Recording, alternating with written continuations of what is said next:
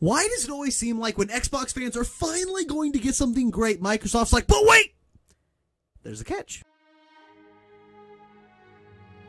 Starfield looks great. I want to get that out of the way right off the bat. I am a huge fan of the Bethesda RPG blueprint. I've been playing Bethesda RPG since Morrowind. Oblivion is one of my all-time favorite games, as I've mentioned numerous times on this channel, and I'm going to be picking up Starfield as soon as it drops, and I'm really looking forward to this game.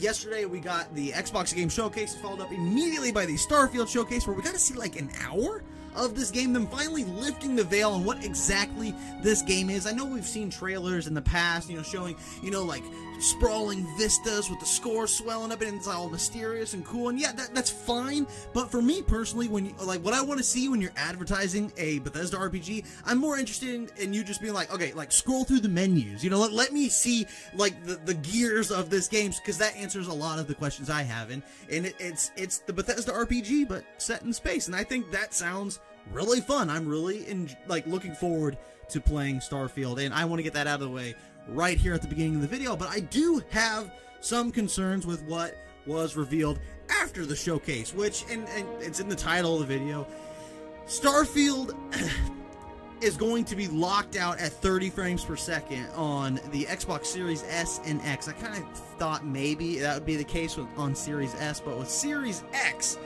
that was a surprise to me, and that's really what's provoking me to sit here and talk about like Starfield in this light, because it bothers me, because I think about, like, if you, like, right here, I have the Xbox Series X box, like, the packaging is right there, and on the packaging, it advertises games running up to 120 frames per second. It's not like they haven't done that, but Starfield being one of the biggest games, like console exclusive to Xbox, meaning it's not that it's just on Xbox, but it's not going to be on PlayStation.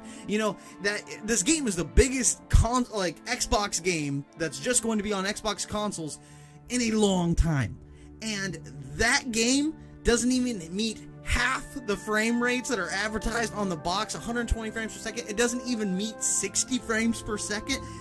Is bewildering to me. This game has been delayed how many times, and now it's finally getting ready to come out this September. And I mean, there's people, I've read so many comments from both sides. They're saying, like, if you love Tears of the Kingdom, The Legend of Zelda Tears of the Kingdom, then you can't complain because that game runs 30 frames per second, even though Tears of the Kingdom is running on a Nintendo Switch, which is like 7-year-old hardware, which basically has like the computing power of an Xbox 360 in your hands. I love the Switch, but the Series X is much newer, much more powerful, and honestly almost double the price. So I mean, like, that comparison to me doesn't really make sense at all. But moving on from that, but just so you guys have reference as to what I'm talking about, I have the interview with Todd Howard right here with IGN. I'm gonna let him I'm covering him up a little bit right now, but I'm gonna let him describe as to why Starfield runs at 30 frames per second on Series X and S. Speaking. Yeah, I'm glad you asked. I think it'll come as no surprise, given our previous games. What we go for are always these huge open worlds, fully dynamic, hyper detail, where anything can happen. And that's true. We do want to do that. It's 4K in the X, it's 1440 on the S. Remember we that. do lock it at 30 because we want that fidelity. We want all that stuff. We don't want to sacrifice any of it. Fortunately, in this one, we've got it. Okay. And that right there is kind of, in a nutshell, why, at least why, what Todd Howard is saying is the reason that the Series X version and Series S version of Starfield is locked down at 30 frames per second is that they have that 4K fidelity on Series X, and they don't want to drop. They don't want to go beneath that. And that right there is actually my entire problem with this whole thing. It's that they don't want to sacrifice fidelity for better performance because they don't want to go beneath 4K on Series X. And okay, and my problem with that is that decision should be up to the player, not the developer. If I would rather sacrifice 4K fidelity and drop down to 1080p to have better performance, that should be my decision. Why don't I get to make that decision? I get to make that decision on PC, which is where I plan to play the game anyway, but why don't consoles players get to make that decision like they do with so many other games that release with fidelity 4K modes and performance modes for people to choose how do you want to experience our games? Why is that decision being made for us That's what I don't like about this whole situation. Which Todd immediately after that goes into how locking Starfield at 30 frames per second on Series X and S keeps the frame rate consistent for everybody. And, you know, the game can often hit higher frame rates up into the 60s, but locking it at 30 keeps it consistent, you know? And for me, that just makes me, like, begs to wonder, like, is there no middle ground here? You know, can we not drop it out of 4K and maybe get 40 frames per second for a performance mode? You know, like something that's widely accepted as being a significant boost to frame rate that you can actually feel. Like, that's just out of the question. It's not possible. Like, I don't understand that, which leads you further. Like, what if you're like me? For example, I own a Series X. I game on a gaming monitor, an Odyssey G5 that's 1440p, so I'm not even taking advantage of the 4K resolution. My monitor only outputs at 1440p, which means 4K is off the table for me by choice. So even though I'm choosing not to play games in 4K, I still have to take the performance hit on Xbox because I don't want to play in 4K, or I chose not to play in 4K. Like, that to me doesn't make any sense when other games are doing just that. Look at, like, okay, for example, like there's people that are thinking, like, well, you just have to accept that Starfield is going to run 30 frames per second because the game is so vast. The game is so big and crazy, and like, and I'm not trying to dog the game at all. As I said at the very beginning of the video, I am very much looking forward to playing this game. But when you look at the gameplay of Starfield from like the majority that we saw, where, you know, he's like exploring new planets. Yeah, you'd see cool creatures every so often, and oh, there's some bandits over here, and like some space battles that you could engage with. But like how is that? I'm not a game developer. I mentioned that before. But compare that to Cyberpunk 2077 on Series X as well. That game runs 60 frames per second. In Night City, the bustling, crazy streets of Night City, where there's a million things going on around you, can maintain 60 frames per second on Xbox Series S. And the desolate, far-reach planets of Starfield, which I'm not saying that the game is better or worse because there's going to be uninhabited planets. I think that's one of the appeals to me for Starfield, is discovering planets that have nobody on them, and I think that's cool. That's a part of that game's atmosphere, and I love it.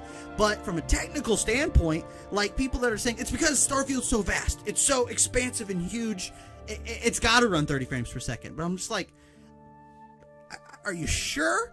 I'm just saying, like, if there's a loading screen whenever I land my ship on a planet in Starfield, which it looks like that's the case, I can't imagine, just because the game is so vast with how many planets that are in it, you know, 1,000 planets, that anything more than what I can visually see and what's being rendered around me, the player in the game, is way more taxing than what we see in other games like Cyberpunk 2077, just because there's more planets out there. Doesn't mean that they're all being rendered at the same time. The game is big. There's 1,000 worlds. That's why I'm looking forward to this game. But as far as being like, it's because there's that many planets is why the game has to run at a low performance or 30 frames per second, I don't necessarily understand that. You know what I mean? What it comes back to for me is that the choice was made for us. We don't get a say in how we want to experience Starfield on Xbox. And I'm coming to you guys as an Xbox gamer. I've been with Xbox since Halo Combat Evolved.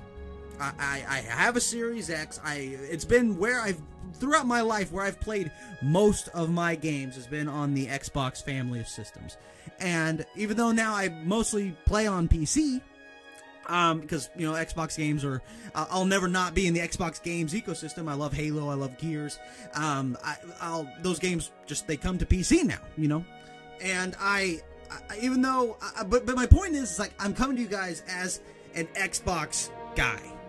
I care about the Xbox community, and even though I don't play my Xbox as much as I used to, I want to see it do well. I think the community deserves better than what we've gotten in the last 10 years, you know. And to see something like this happen. I mean, like, it's a big deal that Starfield, Bethesda's next big RPG after Skyrim and Fallout, is just going to be on Xbox and PC.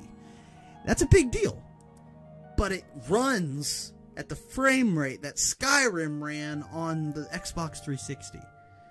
And I just feel like how did this happen? And if it's literally just because Bethesda Game Studios wants us to not be able to drop the fidelity before 4K on Series X, even if you're not playing on a 4K TV or monitor, if that's just what it is, that they don't want the fidelity to drop, and it keeps the frame rate consistent. Like, if that's what it is, just that, it's not that it's not possible. They're like, listen, guys, this game is so crazy, we technically can't do it. You know, that, and we can't get the game to run 60 frames per second on current hardware. That's a different story, but it's like, I have a hard time believing that that's the case. I mean, we'll see. We'll see when the game's out and people are playing it on PC and, you know, mess with all the settings to see what it takes to get the game to run at a decent frame rate. But, you know, if it's really because they just don't want the fidelity to drop because that's what they want, and it's the fact that it's not our choice, that we couldn't make the choice to experience Starfield the way we want. There's people that love playing games in 4K at 30 frames. There's people that love playing games at 1080p 120 frames per second. I mean, we're all going to be playing this game on a ton of different platforms, a million different PC makeups, Xbox Series X, Xbox Series S, but what really sucks is that for the Xbox community to finally have something to look forward to, something that truly looks like it could be great, and just to have it kneecapped like this. I mean, and not even like going into like what the competition's doing, not going into like how Spider-Man 2 is probably gonna be locked out on PS5 at 60 frames per second, and maybe even have a performance mode that gets it higher, 120 frames per second. I mean, who knows? But like even third-party stuff. You think Assassin's Creed Mirage this year is gonna release at 30 frames per second? It's not, because that's not the standard. It's not what's advertised on the packaging of the $500 console that we all bought. You know, it's just a shame to see the community, the Xbox community, finally have something to really look forward to, but there's a catch already, and we haven't even played it, and that's what sucks. Whenever the game looks so damn good, it looks so good. It's the Bethesda RPG in space. I can't wait to play it. I will be playing on Steam, and that's not because of this news. I was gonna do that anyway, but it just sucks. As an Xbox kid who grew up into an Xbox man, it sucks to see the community be that close. Be that close to being like, look at this thing that we have. But there's a catch. Guys, that's all I have for this video. I hope you guys, I mean, I'm not going to say enjoyed, but, you know, I hope you enjoyed the video, and if you enjoyed it, be sure to give it a thumbs up so that it reaches more people. And I make new videos every single week, so be sure to subscribe, ring the bell so you get notified for future videos. As I said, that's all I have for the video, and I'll catch you guys on the next one. See ya.